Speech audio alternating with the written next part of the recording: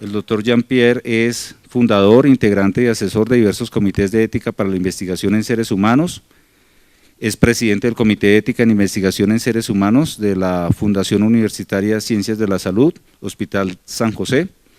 Miembro del Comité de Ética e Investigación en Seres Humanos del Hospital Universitario Infantil de San José, con 10 años de experiencia en el sector corporativo y de salud. Es abogado egresado de la Universidad de Santo Tomás, especialista en Derecho Comercial de la Pontificia Universidad Javeriana. Actualmente es docente titular de la Cátedra de Derecho Médico y Legislación en la Fundación Universitaria de Ciencias de la Salud, coordinador de la Oficina Jurídica y representante legal para asuntos jurídicos de la Sociedad de Cirugía de Bogotá, Hospital San José. Actualmente se desempeña como presidente del Comité de Ética. Bienvenido, doctor Jean-Pierre. Buenos días, muchas gracias pues, por la invitación al doctor Germán Granado, a los asistentes y miembros del Comité de Ética de Investigación, que pues ellos son, o sea, yo simplemente como en el fútbol soy una pieza más que muestra unos frutos. Cuando me invitaron a participar de esta charla, empecé a echar para atrás en lo que había obtenido con la experiencia. Tuve la oportunidad de fundar algún otro comité y ahora pues participo activamente como miembro del Hospital Infantil, y ahora pues han confiado en mí la presidencia del Comité de Ética de la Universidad, de la FUCS y del Hospital de San José. Mi presentación va a ser muy precisa y puntual frente a algunos temas. Y he dividido en 3 grandes aspectos la información que quiero transmitirles el día de hoy, porque existen algunos tipos de dogmas o simples tabús en el momento en que uno ingresa a ser parte y empieza a ver cómo el desarrollo y la evolución, y la evolución que va llevando los comités empiezan a cimentar y a fortalecer pues la investigación. Entonces les propongo desarrollarlo en 3 temas fundamentales, que es la interacción entre los diferentes actores de la investigación, cuál es esa revisión, ese análisis o seguimiento que como miembros del comité hacemos a los documentos, y definitivamente, y no me puedo apartar de mi profesión, y es las responsabilidades que esto conlleva. Desde el mismo momento en que nos invitan a participar en un comité hasta el momento de finalización de los protocolos, pues todos tenemos unas responsabilidades. Gracias a mi formación académica, entonces he tenido la posibilidad de estar en diferentes partes o puntos de la investigación, no necesariamente desde el ámbito de la contratación y del manejo que se le hace para el acceso a los diferentes actores o interesados en la investigación, que finalmente el mayor y el más importante es el participante. Pero hay muchos intereses de por medio que se deben tener en cuenta y sopesar. En ese sentido, pues ustedes entenderán que la investigación, los comités de investigación son el eje central de todo proyecto o protocolo de estudio. Está el sujeto, como les decía, para mí tiene una relevancia fundamental. También está el centro de investigación, los investigadores, la CRO, los patrocinadores, las universidades o cualquier estamento académico que esté interesado o que nos ayude a participar en este desarrollo de investigación, y los entes de control y vigilancia. Esto es fundamental, y la experiencia que nosotros hemos tenido es que estos roles van concatenados uno tras de otro. Como les decía, desde que ingresa o se propone un proyecto, entra el centro de investigaciones a hacer unos acercamientos. Casualmente, desde la oficina que yo coordino también se hace la revisión de los contratos. No sé si a ustedes les ha pasado que llega al estudio y empieza una negociación entre el patrocinador, el investigador y la oficina del centro, la oficina jurídica del centro o del hospital. Y empieza el tire y afloje de que necesitamos iniciar rápido con la investigación. Y paralelo a eso, debe haber una autorización del comité de ética. Entonces, el comité de ética tiene que convertirse en un ayudante para que estas actividades puedan fluir como tendría que ser. Cuando uno habla, si estamos frente a una investigación internacional, muchas de esas investigaciones internacionales están regidas por normativa internacional, lógicamente, de diferentes países o centros donde se va a desarrollar. Inclusive hay traducciones, y esas traducciones se llevan en el protocolo, en el consentimiento informado y en los contratos. Es importante tener siempre presente que en los comités de ética debe manejarse obviamente el lenguaje o el idioma castellano, diría la Constitución, pero eso, el español, castizo, que sea claro y que sea definido. Entonces podemos equiparar el rol del comité de ética con el que hace la oficina jurídica, y es poder garantizar que todos los participantes tienen claridad frente a lo que se les va a hacer o lo que van a hacer, a qué se van a afrontar. El comité de ética, dentro de la experiencia que nosotros hemos tenido, brinda un apoyo siempre pensando en sacar adelante los proyectos, desde la parte metodológica hasta la parte bioética. Además de eso, por normatividad tenemos que hacer una revisión de las pólizas y de los cubrimientos que deben asumir los patrocinadores y que cubren a la institución y a los investigadores. Entonces, si se dan cuenta ustedes, el comité de ética termina siendo un pilar fundamental que muchas veces es mal interpretado, y empiezan a tomar dos posiciones. O el comité de ética se convierte en una piedra en el zapato para el patrocinador y el investigador, y entonces cuando se cita al investigador, pero ¿por qué tengo que ir? Y cuando el comité les sugiere algo, entonces, ¿pero por qué están poniendo tanto problema? Pero lo que no tienen en cuenta es que es responsabilidad del comité de ética garantizar no solo los principios de bioética, siempre buscando una mayor beneficencia, sino que además de eso tenga una tranquilidad el desarrollo de la investigación. Entonces, dentro del comité, de los comités que participo actualmente, hemos optado por unas dinámicas bastante justas frente a las necesidades de todo el mundo, sin tener que aplacar una de la otra.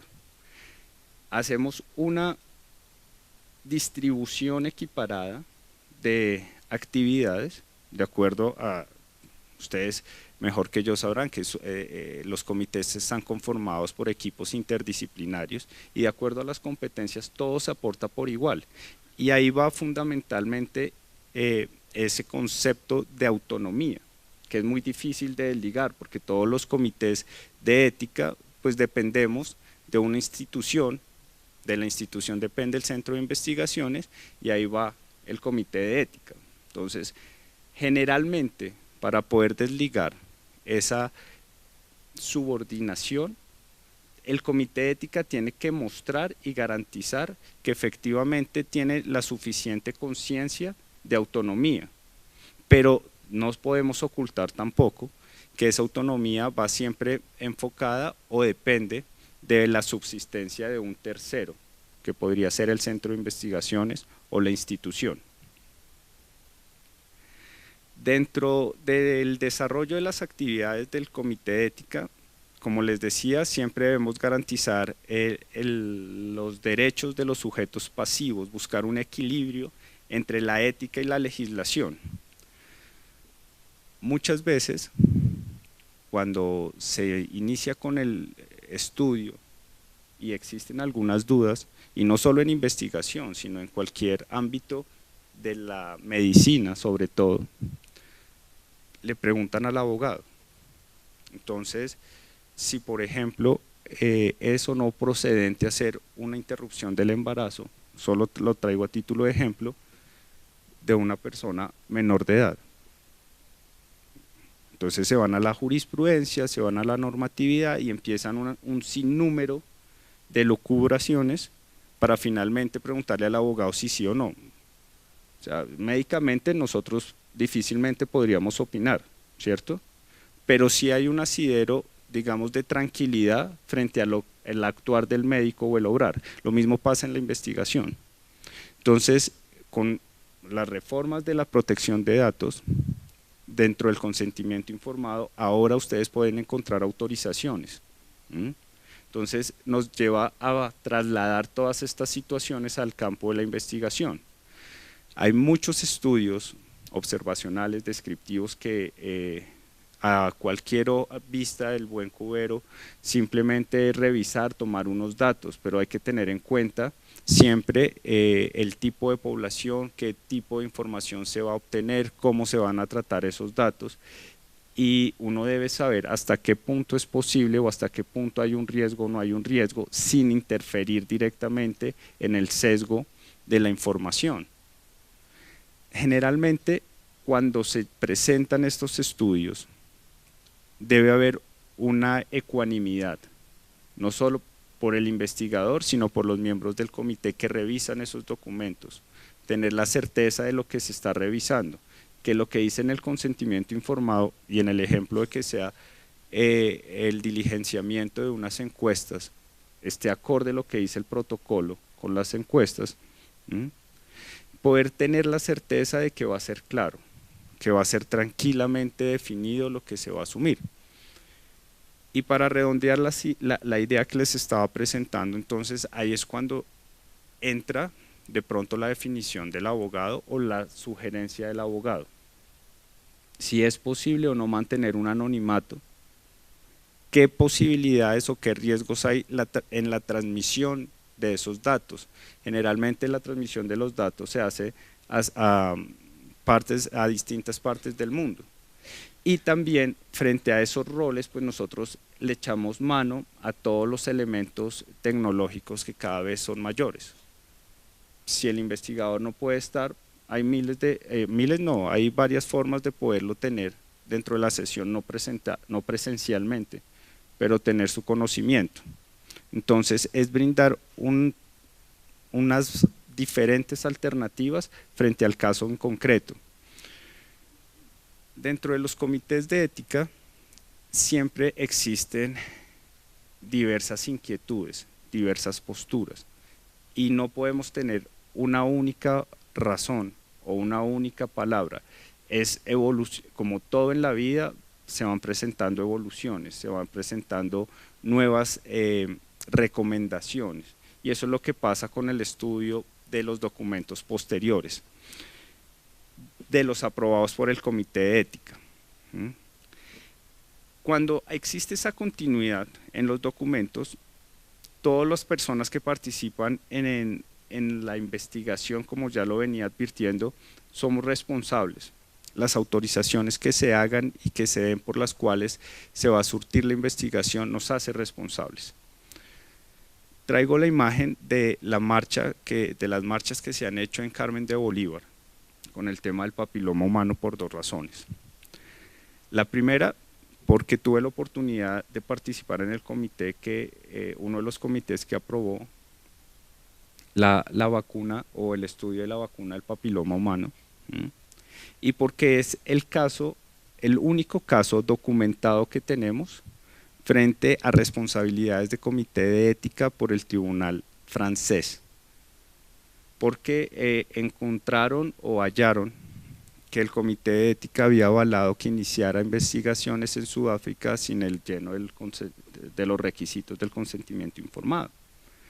Entonces, el comité de ética tiene una etapa previa para la preparación, revisión de los documentos, una etapa efectivamente de esa revisión de los documentos, de esa contextualización y de esa aprobación.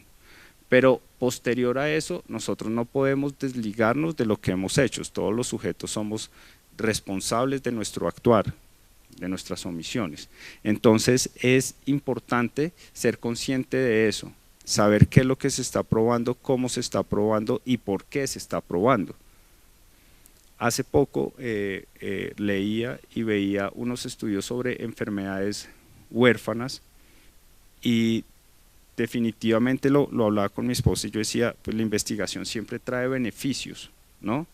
Y lo que busca es mejorar la calidad de vida, brindarle mayor seguridad a las personas. Y casualmente por esos días me preguntaban frente a un estudio que busca precisamente investigar sobre población indígena unas enfermedades congénitas delicadas. Y la pregunta era, ¿qué hacer o qué resulta menos peor para el paciente que lo vive? Si trasladarse por río no sé cuántas horas, después tomar un bus, después llegar a la ciudad, estar acá en la ciudad incómodo, para tomar una pequeña muestra y que pueda servir o no para la investigación, y fuera de eso venir cada 15 días a hacer el seguimiento por un año. Es un interrogante que cualquiera podría resolver como yo diciendo, pues vale la pena, porque los frutos podrían ser dicientes, pero y el desgaste de la persona, la incomodidad, los riesgos propios de la investigación, son cosas que dentro de la experiencia que uno va adquiriendo debe tenerse en cuenta. No se puede quedar uno con un sesgo o con una primera impresión, sino ir más allá y poderlo desarrollar. Dentro de los comités que he participado, siempre surgen unos dilemas que se deben afrontar. Por ejemplo, ¿qué pasa si el participante es un menor de edad o una población vulnerable o subordinada? No sé si ustedes tuvieron la oportunidad anoche y esta mañana estaban hablando de los hacinamientos de las cárceles en la costa. Hace 3 años tal vez hicieron unos estudios de investigación para la Defensoría del Pueblo con este tipo de población y hasta hoy sale a la luz pública con problemas de epidemiología, con problemas de obviamente salubridad, hacinamiento, pero los resultados nunca se vieron. Dentro de eso, pues lo traigo al contexto porque nunca, cuando se planteó, y yo me enteré porque casualmente para esas fechas pedían la autorización uno de los investigadores a una de las entidades que asesoraba y no se aprobó precisamente porque la idiosincrasia que se manejaba en esta población sugería que no necesitaban un consentimiento informado y definitivamente al ser una población vulnerable lo requieren. Es una población subordinada, donde definitivamente se podría ver una trazabilidad y una identificación de los sujetos. El otro dilema, como también ya se los había comentado, que surge es la autonomía del comité frente a las instituciones y el centro de investigaciones. Es algo que debo decirlo abiertamente y es complejo, es difícil, no todo el mundo conoce cuál es el trasegar o las responsabilidades de los comités de ética, pero falta una motivación, más bien debido a ese desconocimiento hay una gran rotación de miembros de comité que no permite que haya una continuidad. Lo que hoy revisa una persona o que aprueba los miembros de un comité, muy seguramente 2 años más adelante cuando llegue una enmienda o alguna corrección no se va a saber. Entonces ese archivo o esa documentación tiene que volver a ser revisada. En nuestro caso tenemos una muy buena receptividad por parte de los miembros del Comité de Ética de la FUCS y somos constantes, pero eso no es nuevo. O sea, eso es un trabajo de un comité que lleva cerca más de 5 o 6 años trabajando, estructurándose, fortaleciéndose y dando a conocer el trabajo, mostrando el trabajo que hace y la importancia y la relevancia de ese trabajo. Cuando se puede sobrepasar esa barrera de la subordinación, el comité realmente empieza a tener una autonomía y empieza a tener un desenvolvimiento mucho más fluido y mucho más participativo. independientemente de estar dependiendo o estar vinculado a una institución. Definitivamente, como muchas cosas en la vida, la parte económica tiene una incidencia importante. Entonces, uno de los muchos incentivos y que hace atractiva la investigación definitivamente es que hay una remuneración por estos estudios. Y esa remuneración también puede ser transmitida a los miembros del comité, lo que podría también incentivar la participación y sobre todo la permanencia. Pero además de eso, eso tiene unos créditos académicos y profesionales muy relevantes e importantes socialmente. Entonces, el luchar con esa autonomía o para esa autonomía es fundamental, es muy importante y sobre todo muy valioso. Dentro de esa autonomía, la normatividad le da dientes a todos los comités, le da dientes a los comités y le permite que a través de sus estatutos puedan brindar brindar o ofrecer cómo se van a constituir y cómo van a desarrollar sus actividades. Entonces es importante que dentro de los estatutos y las guías operativas del comité se puedan plantear diferentes alternativas de permanencia, que la convocatoria de esos miembros sea abierta, que no sea cerrada para algún tipo de personas y que se pueda garantizar esa participación interdisciplinaria.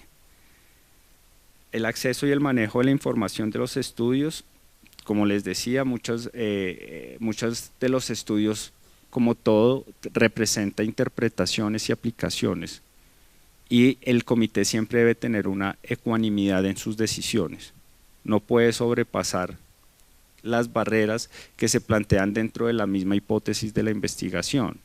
Debemos reflejarnos, debemos basarnos en lo que está escrito y en lo que se presenta en la investigación y los fines para los cuales se va a desarrollar.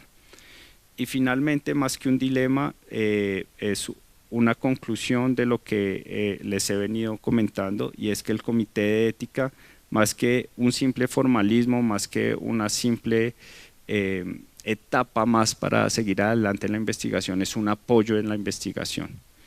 Y definitivamente eso se hace con un gran aprecio, gran dedicación a lo que se hace y sobre todo con un gran nivel de sentimiento de pertenencia, no un gran nivel de sentimiento de pertenencia, no, sino con sentimiento de pertenencia frente al comité de los que somos miembros.